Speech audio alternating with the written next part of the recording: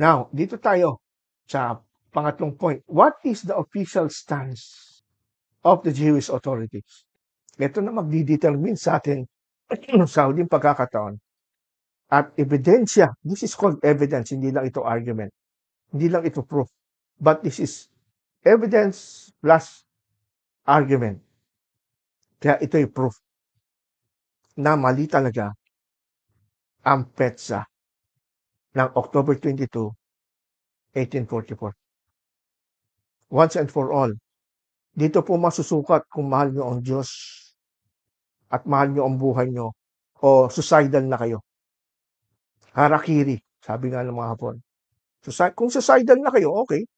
Manatili kayo dyan sa Adventist kasama ng anak nyo, asawa nyo, mga apo nyo, okay lang. At least, na-warningan ko kayo. Kung suicidal kayo Adventist, sige, dyan kayo, stay kayo. You don't care naman, di ba? At least ngayon, nakakain ka 3 times a day. May bahay kayo, okay lang. Bahala na Panginoon sa inyo. Pero kung kayo naman Adventist, na mahal nyo pa ang buhay nyo, mahal nyo pa yung anak nyo, ayaw nyo gamitin sa panloloko itong pananampalataya bilang Adventist, aalis kayo dyan. Hindi kayo mananatili dyan. Pero kung suicidal na ang buhay nyo, wala na kayong mapuntahan, hayaan nyo lang kayo dyan, okay, congratulations. Congratulations. So, ito na. What is the official stand of Jewish authorities? Ito dapat ang tanong na ginawa ni Samuel Snow at ni Ellen White at ng Millerites nang hindi na sana nangyari ang great disappointment na hanggang ngayon nakakahiya amang inaalala. Pero mo taon-taon binabati kayong happy great disappointment. Nakakahiya yun. Nakaka-insulto. Pero mapipigilan sana yun kung ito yung ginawa nyo. Ito official stand ng mga Jews. Meron pong website kung tawagin ay hebcal.com. Ibig sabihin, hebrewcalendar.com. Sila pong, itong website nito, ito ang nagkaka-calculate ng Hebrew calendar to our modern calendar. At modern calendar to Hebrew calendar. Yan, hebcal.com. Pagka tinype nyo po dyan sa Hebcal, yung October 22, 1844, at ito po ang katumbas sa Jewish calendar na throughout many generation ay tinagot iningatan ng mga rabbis ng mga Jews. Sa panahon pa ni Moses hanggang sa panahon niyan. Ang October 22, 1844 ay katumbas sa petsa ng mga Jews na 10th day, ika-10 araw ng Kesvan, year 5605. Mahal niyo ito, bakit may year 5605? Kasi ang mga Jews, traditionally, they believe that ang ating mundo is more or less 6,000 years.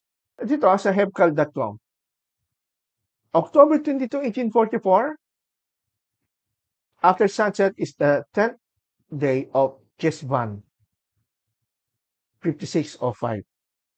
Ang Kesvan, yan ang pangalan ng buwan.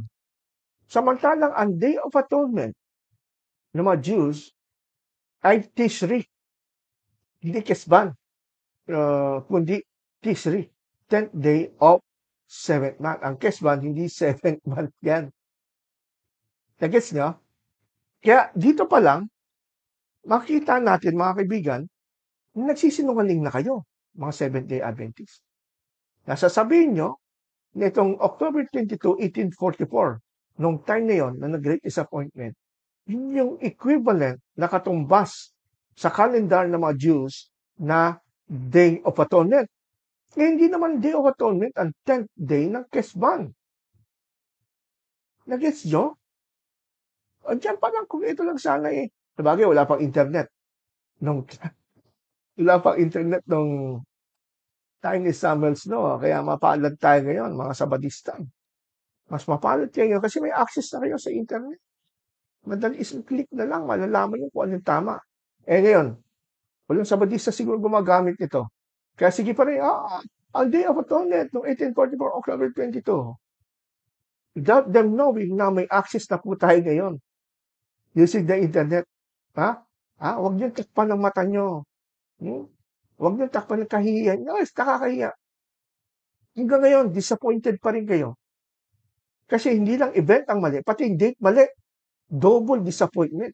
Hindi na great disappointment. Greatest disappointment na. Greatest disappointment na ang naranasan niyo. Ano ba yung Kesban? Ano ang karakter ng month na Kesban? Ano ba pinakaiba nito sa Tishrei? For your information, Kesban is notable in the Jewish calendar for being a month that typically does not contain major Jewish holidays. O, kita niya. Paano naging October 22, 1844? Ha? Ang petsa ng Day of Atonement, yung October 22, noong 1844. Papatak pala si Jewish calendar na Kesban yan. Ang Kesban, wala palang ni isa na major holiday na mga Jews na celebrate yan. Next, sabi dito, it follows the very full month of Tishrei, which is packed with significant observances like Rosh Hashanah, Yom Kippur, and Sukkot. So Kesban is in a sense a more ordinary month. Mga kaibigan, ito na pinagsisigawan nyo. October 22, 1844, tama yung date, mali event. Mali din yung date. Dahil yung month pala na Kesban, nakatumbas ng October 22 noong 1844, ay walang holiday na si-celebrate dyan ang mga Jews. Na? At yan daw, Kesban, ay sumunod na ban after na Tishrei. Yang tunay na month na Tishrei, yan po yung 7th month. Noong 10th day ng 7th month, Tishrei. Na kung saan, sinaselebrate yung tatlong significant event, observance, na mga Jews, yung Rosh Hashanah, yung sinasabi na Purim, yung panahon ni Esther. Yom Kippur, Day of Atonement yung Yom Kippur. At yung Sukkot. Samantalang Kesban, it is just an ordinary month. Ito, number 3. In 1844, paano na Ellen White, the major fall holidays, Rosh Hashanah, Yom Kippur, and Sukkot, would have already passed. Therefore, the 10th of Kesban would have been within a period of regular non-holiday time. Di ba? Sabi nga dun sa number 2, yung Day of Atonement, yung Yom Kippur, yung Rosh Hashanah, nagaganap sa month ng Tishrei, di ba? 7th month. Tapos yung 8th month, yan po yung Kesban. After Tishrei. Yung 8th month na Kesban is just an ordinary month. Kahit isang celebration or Jewish holiday, walang sinaselebrate sa 8th month, 10th day ng Kesban. Kaya ang tawag dyan, non-holiday time. Naku, kaya pa na-disappoint yung mga ninuno nyo. Kaya pa na-great disappointment sila kasi wala naman pala na yan celebration. My goodness, hindi ba? Dapat maisip ninyo, mga mahal kong Sabadista, na red flag na yan at sign na yan, na pinapakita sa inyo ng Panginoon, noon pa hanggang ngayon, mga nanonood na Sabadista, ituring nyo ito na sign. Kung naghihingi kayo ng sign, Lord, bigyan nyo akong sign, anong totoo bang religion itong Sabadista o Seventh-day Adventist? Ito na. Yung pinapanood nyo. Ito yung sagot ng Panginoon. This is a red flag sign na mali ang church na napasukan niyo. This is a red flag sign na kulto ang pinasukan yung religion na Seventh-day Adventist. Dahil tinuruan kayo kasinungalingan at nalasing kayo sa kasinungalingan sa mahabang panahon. Ako, 24 years ako, nalasing sa kasinungalingan yan. Kayo, ilang years, baka mas matatagal pa kayo sa akin. Hayaan niyo lang ba na hanggang ngayon mamamatay na lang kayo. Ilan na lang natitirang panahon sa buhay nyo. Hindi pa kayo magsisisi. Hindi pa bubuksan ang mata nyo na dinaya na pala kayo. Na-hypnotize na pala kayo. Sabi dito, the importance of the date comes from the Millerite movement's interpretation of biblical texts and how it correlated to the Jewish calendar, not from any Jewish holy significance. Kaya mali po ang date. Mali po ang event. Tapos nandyan pa kayo. Harap-harapan na kayo niloloko ni Ellen White. In-endorse pa niya itong date na to. Harap-harapan na kayong pinipirahan. Hiningan ng ikapo ng mga pastor ninyo. Mga leaders nyo. Hinayaan nyo lang. Pamaaari itong mga pastor ninyo, hindi nila alam to. Kasi inassume lang nila tama yung date na October 22, 1844. Tulungan nyo sila. Baka mabuksan din ang isip nitong mga pastor nyo. Malin nyo. Mailigtas nyo yung mga pastor nyo. Mailigtas nyo ang buhay nyo. Laban sa kasinungalingan. Di ba kayo nakukonsensya niya? Sabihin nyo kayong follower at commandment keeper, Ten Commandment keeper. Ang samantala, ang sabi sa ikasyam, huwag kayong sasaksi sa walang katotohanan o huwag kayong sasaksi. Saksi nungalingan. Hindi na October 22, 1844, kasi nungalingan. Pinangangalan nyo, di nagsasaksi kayo. Kahit ano pang sabat ninyo, pag-iwas sa pagkain ng baboy, nagsisinungaling naman kayo, mga sabadista, matisod sa isang kautusan, ay tisod sa lahat. Di ba, paboritong verse niya? James 2:10. Ang natisod sa isa, tisod sa lahat. Okay, nagsasabat kayo, hindi kumakain ng baboy, pero ikasyam na utos, nagsisinungaling kayo, patuloy kayo nagkakalat ang kasinungalingan, baliwala ng pagsasabat niyo. Baliwala. Pagiging malinis nyo, kuno, dahil di kayo makain ng baboy. Dahil ang puso nyo at ang bunganga nyo, punong-puno ng kasinungalingan. At sino mang sinungaling, hindi magmamana na kaharian ng Diyos sa langit. Tandaan nyo. Buksan nyo na isip nyo. Ngayon pa lang. Dahil pag tinanggay nyo pa to, okay, congratulations. You are suicidal. Pati mga anak nyo, isama nyo sa suicide nyo. Pati mga apo nyo, mga lolo't lola, mga asawa nyo. Congratulations. Suicidal na ho kayo. Suicidal na kayo. Dahil ayaw nyo magbago. At harap-harapan ng pinapakita ang kamalian niyo. Nung ako'y nagsisearch sa topic na ito, tinek ko, ano ba ang tamang date ng Yom Kippur o Day of Atonement sa year ng 1844? Punta naman tayo sa tamang date talaga na kinikilala ng mga Jewish authority, rabbinical Jews throughout many centuries na tamang date ng Yom Kippur for the year 1844. Ito ang totoo. Ito ang evidence. Hindi lang ito argumento, hindi lang ito proof, but that is evidence and this is argument. Kaya meron tayong proof na mali ang October 22, 1844. Nung ako'y nag-search, sinearch ko, Yom Kippur o Day of Atonement noong 1844. Anong petsa? Itong Day of Atonement, yan naka-highlight na, Day of Atonement sa Hebrew, Yom Kippur. Ang sagot ito, Yom Kippur for Hebrew, year 5605 o 1844, began on Sunday, 22 September 1844. Kasi sunset to sunset sila, di ba? Began on sunset ng Sunday, September 22, 1844, at ended on Monday, sunset, September 23, 1844. Allah, paano yan? Kung ang tatanungin nyo pala, ay yung mga nakakaalam, mga Jewish authority, katulad nito, hebcal.com, ano po ang tunay na katumbas ng Day of Atonement o Yom Kippur sa year 1844? ang katotohanan na may ebidensya. Hindi lang ito argumento o kuro-kuro. September 22, 1844.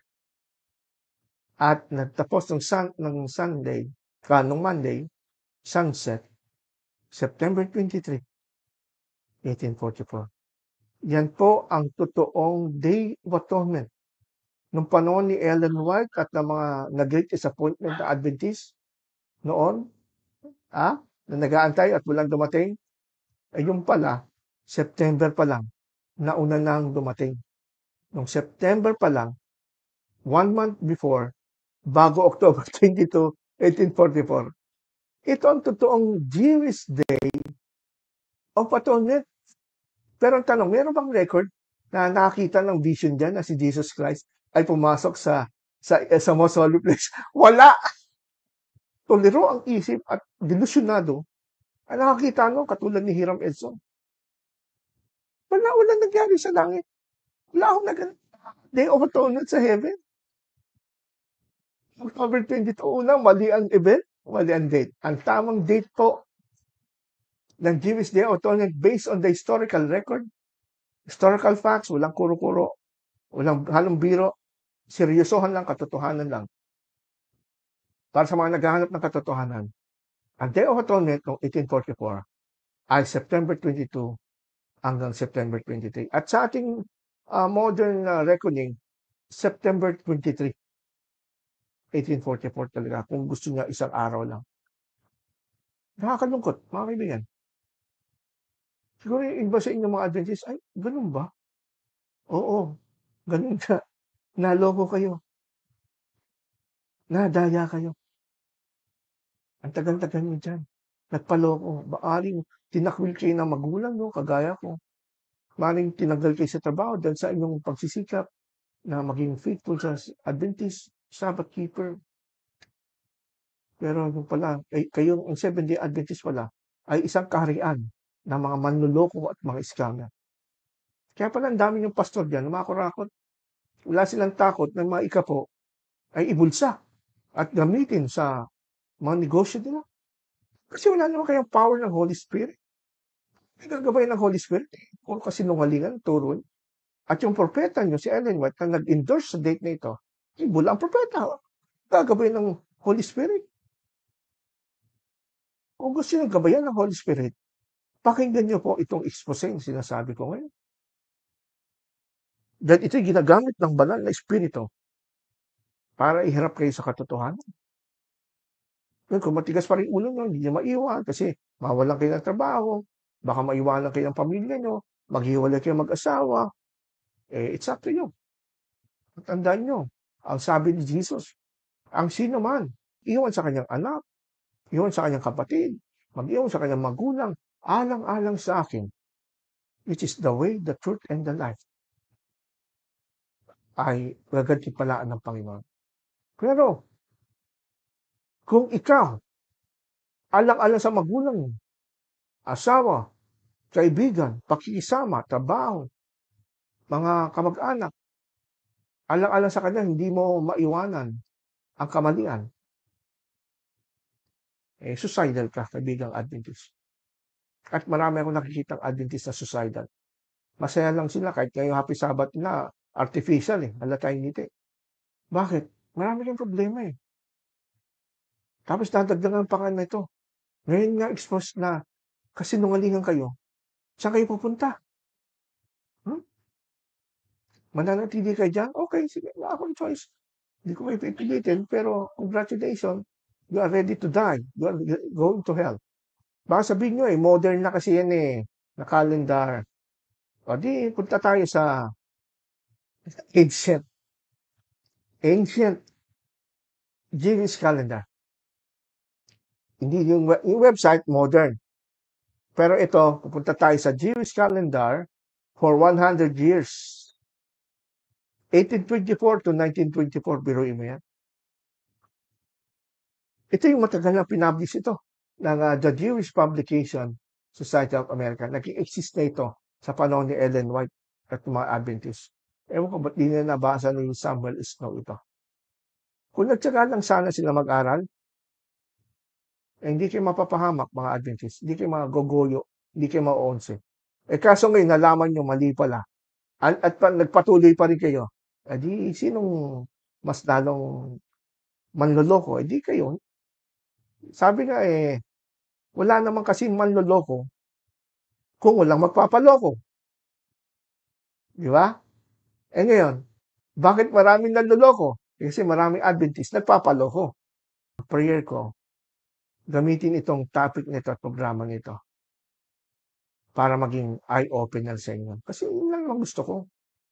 Kung paano nabuksan ang isip ko at ang sarap ng pakiramdam at ang ginhawa sa dibdib na natanggal ako sa organisasyon na nagtuturo ng kasinungalingan, ang luwag huminga, ang sarap maglingkod sa Panginoon.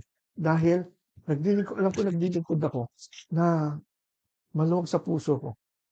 Hindi dahil sa pinanindigan ko na lang yung mali, hindi. Dahil alam ko ng panindigan ko. Tama. Balik tayo sa kalendaryo. This is the Jewish calendar for 100 years. 1824 hanggang 1924. Ayan na, naka-record to. From New York Library ito. Pag tinignan nyo yung Tishri, this is the 7th month. Doon sa Tishri, tapos yung pangatlong column, andyan yung Petsa, 1844, di ba? Year. Yung September 14, Saturday, 1844, Tishri sa Hebrew calendar, yun ang New Year. Tapos, ang Day of Atonement, ito yung topic natin. Ang Tishri, 7th month, Day of Atonement, September 23, Monday. Kagaya na nakita natin sa modern calendar kanina, di ba? September 22 sunset hanggang September 23, Monday. Tapos, Tishri 15 ay September 28, Saturday. Yan naman yung Feast of Tabernacle after the Day of Atonement. Tapos, yung Kesvan, the 8th month, ito, Kesvan, 8th month, 22, 8th-day feast. Anong petsa? October 5, Saturday. Equivalent na Kesvan, the 8th month sa Jewish calendar. Tapos, ang sumunod na celebration sa Kesvan ay New Moon. New Moon. October 14, Monday. Then, after the month of Kesvan, na 8th month, ay 9th month, yung tinatawag na Kislev. November 12 hanggang December na yan. Ang point natin, mga kaibigan, mga kapatid, nasan dyan sa kalendaryo ng Jewish calendar mula 1824 at 1924, October 22. Samantalang ang October na buwan noong 1844, based on the Jewish calendar, wala diyang nakalistang 22 na October. Ang Day of Atonement instead, itong evidence. Ito yung totoo. Kahit sa korte mo dalhin to, mananalo ka. Pero yung sa inyo, mga Adventist, dalhin sa korte yan, talo kayo. Lalo nakakahiya. Ang Day of Atonement noong 1844 ay noon lamang September 23, Monday. Tuesday 10 or 10th day, 7th month. Maliwanag ba, mga mahal kong Adventist? Ang tanong, tama ba ang petsa na October 22, 1844 ninyo o mali? Baka sasabihin nyo tama ulit. May tama na kayo pag sinabi nyo pag tama pa. Evidence itself. Itong evidence, hindi ito salita o argumento ko lang, galing ng eloquence at yung conviction at persuasion. No. We're talking about evidence. This is objective evidence, hindi subjective. Yung sa inyo, subjective, dala lang ng feelings ni Samuel Snow. Sabi niya, nabasa natin, naramdaman niya. Based dun sa obsolete calendar ng Karaite na October 22, 1844, ang Day of Atonement papatak sa taong 1844. Yun ang naramdaman. Kaso mali naramdaman mo. Ang katotohanan, hindi nakabase sa nararamdaman. Ang katotohanan, naka-base sa facts, naka-base sa objective data at evidence. At itong pinapakita ko sa inyong harapan ay evidence. Evidence ito. Na siguro kung buhay si Ellen White ngayon, malamang magsisi siya. Pero wala na eh. I don't know kung sa matagal na buhay ni Ellen White ay nagkaroon siya ng chance na babasa itong nasa inyong harapan. Well, tapos bago siya mamatay, isa ito sa mga pinagsisihan niya. Good. Pero kung hindi, bye-bye. Bye-bye sa iyo. At mga Adventist, may chance na kayo ngayon malaman. May chance na kayo ngayong gabi na malaman kung anong totoo. Tama ba October 22, 1844 o kasinungalingan? At alin ang tama? Nasa harapan niyo na po mga Adventist. Kayo na po mag-decide. Kasi hindi ako magdi-decide para sa iyo. Nagets nyo? Maganda po ang inyong presentation. Kasi habang kayo yung nag-i-explain, nagtitake ako ng notes at gumagawa ako ng sarili kong reflection.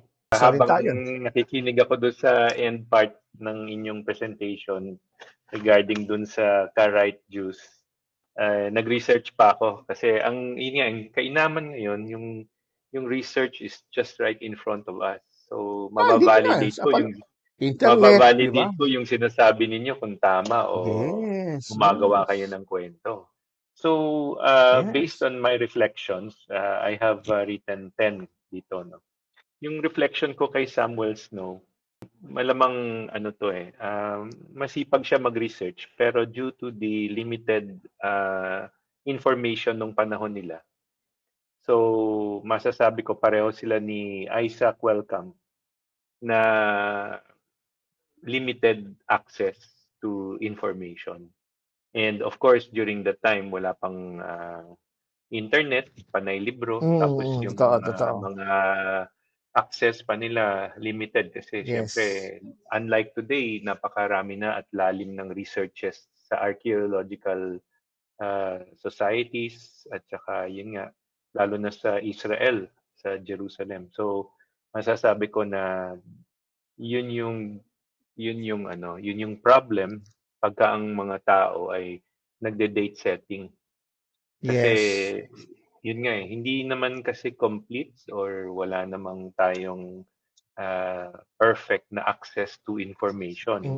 Na kung magde-date set tapos hindi mangyayari, mapapahiya, either tanggapin yung mali or gumawa ng palusot, yung sabi niyo nga kanina. So, ang result nitong sa aking reflection sa date na binigay na October 22, 1844, it is the result of using an obsolete calendar. Masasabi nating obsolete today kasi nga nung time na yun sa kanila, yun lang yung alam nila. Although available na yung nabanggit nyo kanina na Jewish calendar, yung 100 years, malamang hindi nila na cross-check doon. Kasi syempre, nasa farms naman sila.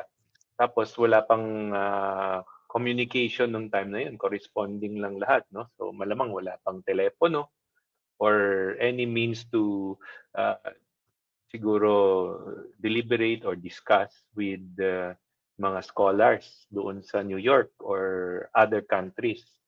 So I would say that's the second thing na napansin ko, obsolete yung calendar na pinagamitan. And the only way to convince and confirm the information para sa kanila at that time, si Ellen White, kasi they depend on Ellen White kasi they accept her as inspired by God, di ba?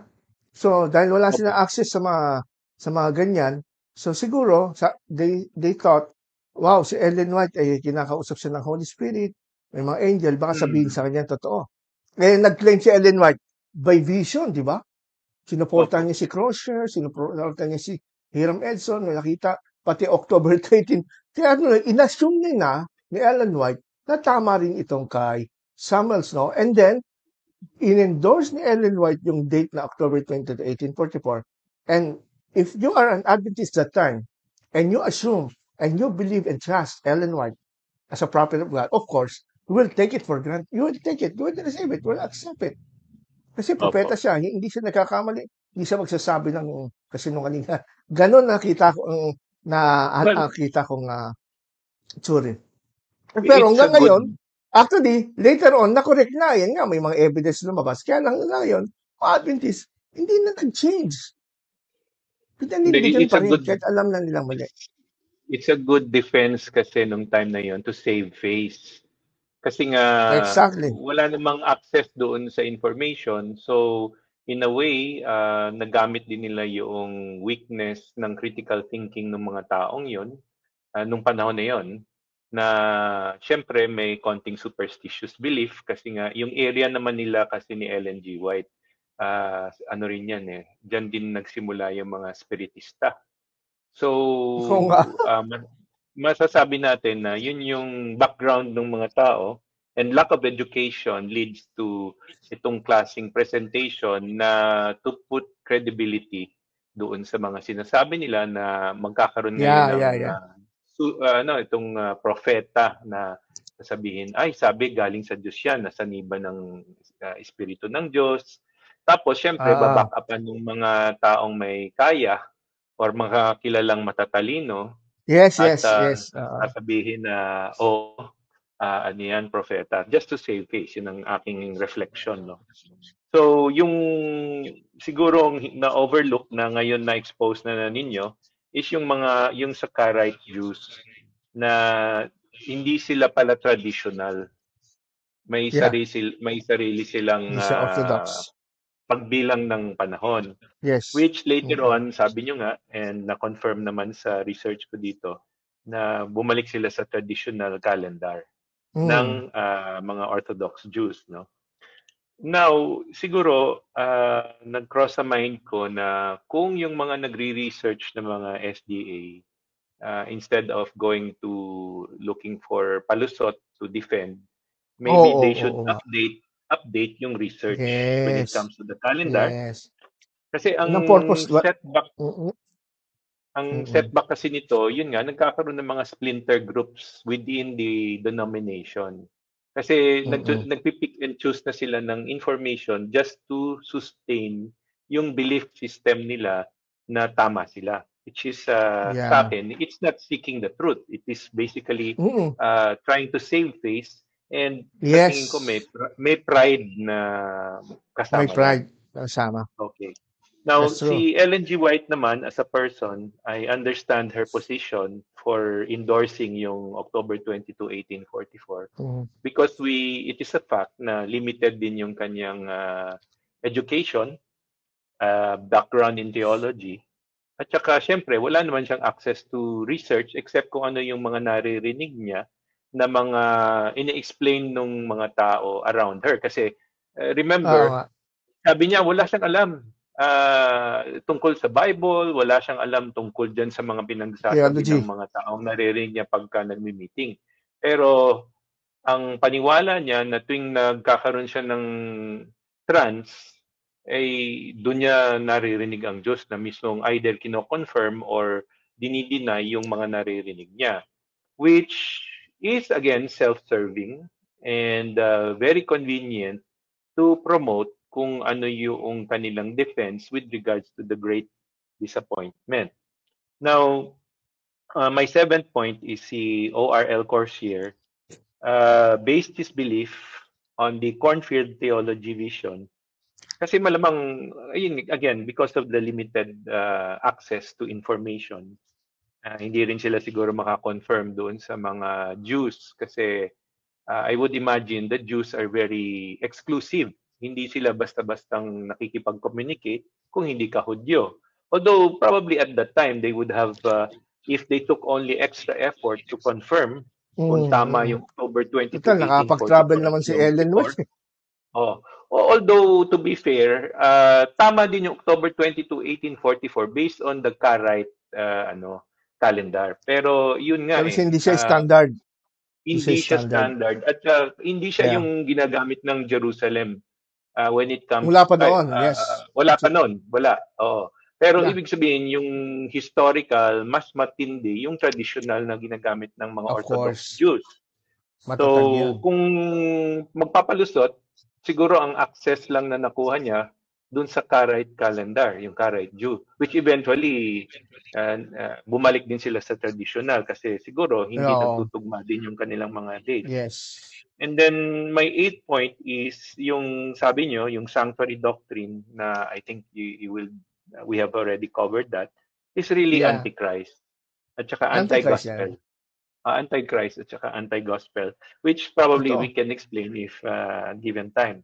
Ngayon, That's true. my Right. 9th point is yung the heavenly sanctuary, which is heaven itself, personally, on a biblical stand, does not require any cleansing. Kasi it is Mhm. pure. God's presence is there, so there is no need to cleanse. Ang pagkaintindi ko as a layman is that nagkaroon ng kasalanan dun because dinala ni Jesus yung mga prayers natin at saka na-defile, di ba? Dahil kay dinala nga yung Oo. mga kasalanan natin doon, which is not biblical. No? And finally, yung reflection ko, ang ganda kasi habang kayo nagsasalita, ni-research ko doon sa mga accessible information. Yung Chevan at saka yung Tishri, tama nga, nung time pag ginamit yung traditional Orthodox calendar ng Jew, it falls on September, hindi siya October. Yes. Hindi So, ahead. to conclude, Naunang buwan. to conclude the matter, parang pinilit nila based on that information from the Karaite Jew. Ngayon, malamang siguro hindi nila, dalawa yung masasabihin nila kung sinabi nila Karaite Jew and traditional, maring nagsimula sila, it's going to be September. Tapos kung hindi dumating, it's going to be October. And then, tsaka yun nga, siguro, naisip din nila siguro yun, hindi ako sure, no? Na siguro pinagpilian nila sino yung mas unique. Ngayon, noong October 22, 1844, na hindi dumating ang Panginoon, diyan na ngayon pumasok yung, paano tayo lulusot dito? Ayun, yun yung, and si Jesus pala daw, hindi nag-enter into, nila, nag-enter lang mali pala ang siya, event. hindi siya babalik, yung cleansing of the sanctuary. Mali ang event, tama daw ang date. Tama yung date, mali lang yung event. So, yun Pero yung cornfield theology. Ngayong gabi nakita nila na maliwanag, nakita natin, mali na event, mali pa yung date.